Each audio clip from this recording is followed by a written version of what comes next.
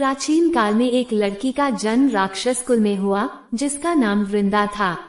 दैत्यराज कालनेमी जैसे राक्षस परिवार में पैदा होने के बाद भी वृंदा भगवान विष्णु की पूजा करती थी। जब वृंदा बड़ी हुई तो उसकी शादी जलंधर नामक दैत्य से हो गई।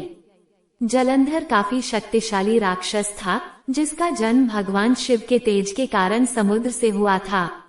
बलवान होने के कारण जलंधर को दैत्यों का राजा बनाया गया।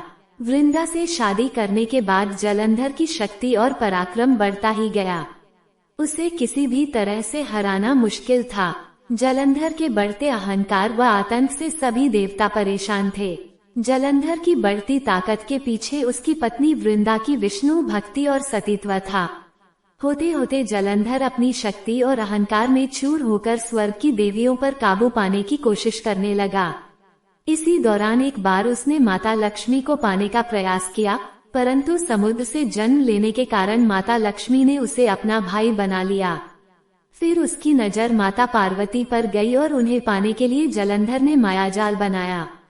अपने मायाजाल से जलंधर ने शिव का रूप धारण किया और माता पार्वती के करीब जाने की कोशिश करने लगा। उसी वक्त मां पार्वती ने उसे पहचान लिया और जब तक जलंधर कुछ समझ पाता वो अदृश्य हो गईं।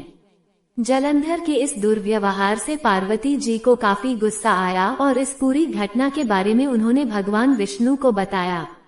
इधर जलंधर भगवान शिव से पार्वती जी को पाने के लिए कैलाश पर्वत पर युद्ध कर रहा था। तभी भगवान विष्णु ने जलंधर को सबक सिखाने की ठानी। सभी को पता था कि जलंधर अपनी पत्नी के पूजा पाठ और सतीत्व की वजह से ही अजेय हुआ है। ऐसे में भगवान विष्णु ने जलंधर को हराने के लिए उसकी पत्नी का पतिव्रत धर्म भंग करने के लिए मायावी चाल चली। भगवान विष्णु एक साधु का रूप धारण करके वृंदा से वन में मिलने पहुँचे। उनके साथ 2 मायावी राक्षस भी थे, जिन्हें देखते ही वृंदा डर गई। तभी भगवान विष्णु ने उन दोनों राक्षसों का वृंदा के सामने ही वध कर दिया। वृंदा ये देख समझ गई ये कोई आम व्यक्ति नहीं है। उसी पर वृंदा ने साधु से अपने पति के बारे में पूछा। साधु बने भगवान ने अपनी माया शक्ति से 2 बंदर प्रकट किए। दोनों बंदरों के हाथों में जलंधर का सिर व धड़ था। ये देखते ही वृंदा बेहोश हो गई। कुछ समय बाद होश में आने पर वो साधु से अपने पति को दोबारा जिंदा करने की प्रार्थना करने लगी। वृंदा की विनती सुन उसके आंखों के सामने साधु ने अपनी माया से जलंधर के कटे हुए शरीर के हिस्सों को जोड़ दिया और स्वयं उस शरीर में समा गए। वृंदा को जरा सा भी अंदाजा नहीं था कि उसके साथ ऐसा छल किया गया है। जलंधर का रूप धारण किए विष्णु जी को वृंदा अपना पति समझकर रहने लगी। वृंदा के ऐसा करने से उसका सतीत्व भंग हो गया, जिसके बाद जलंधर कैलाश पर्वत में युद्ध हार गया। जब वृंदा को ये सच पता चला तो उसने गुस्से में विष्णु भगवान को पत्थर बनने का श्राप दे दिया। इस घटना के बाद वृंदा स्वयं सती हो गई। जिस स्थान पर वह भस्म हुई वहां तुलसी का पौधा प्रकट हुआ। विष्णु भगवान वृंदा की पति भक्ति से प्रसन्न हुए और उन्होंने कहा, हे वृंदा, तुम्हारी पति भक्ति देखने के बाद तुम मुझे प्रिय लगने लगी हो। अब सदैव तुम मेरे साथ तुलसी के रूप में रहोगी।